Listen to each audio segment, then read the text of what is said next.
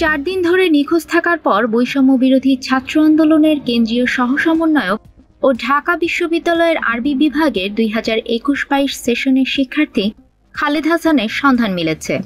তাকে গুম করা হয়েছিল বলে জানিয়েছেন বৈষম্য বিরোধী ছাত্র আন্দোলনের সমন্বয়ক আব্দুল কাদের।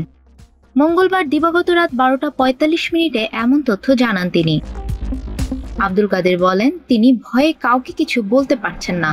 আমি তার সাথে একান্তে কথা বলতে চাইলে সে আমাকে তার গুম হওয়ার ঘটনা জানায়।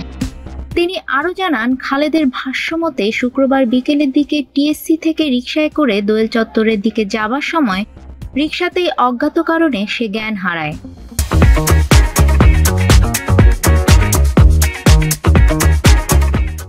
পরবর্তীতে সে যখন জ্ঞান ফিরে পায়, সে নিজেকে সুনামগঞ্জের একটি পেট্রোল পাম্পের কাছে মাইক্রোবাসে দেখতে পায়। এ সময় তার সাথে আরও 2 থেকে 3 জন ছিল। পরবর্তীতে সে আবারও জ্ঞান হারায়। দ্বিতীয়বার যখন খালেদ জ্ঞান ফিরে পায়, তখন সে নিজেকে পঞ্চগড়ের কোনো একটি জায়গায় দেখতে পায়। তখনও মাইক্রোবাস চলমান ছিল। তৃতীয়বার যখন তার জ্ঞান ফিরে আসে, তখন সে নিজেকে বরিশালের এক রাস্তায় পড়ে থাকতে দেখে। পরে তাকে কেউ একজন গাড়িতে তুলে দিলে সে ঢাকা ফিরে আসে। তিনি বলেন, খালেদের মানসিক অবস্থা ভালো না, কাউকে কিছু বলতে পারছেন না। আমরা তাকে ঢাকা মেডিকেল কলেজে নিয়ে এসেছি। শহীদ সার্জেন্ট জহুরুল হক হলের প্রাধ্যক্ষ অধ্যাপক ডক্টর ফারুক শাহ বলেন, আমি খালেদের সাথে কথা বলেছি। সে কিছু বলতে চাচ্ছে কিন্তু ভয়ে বলতে পারছে না। তাকে খুব দুর্বল দেখাচ্ছে।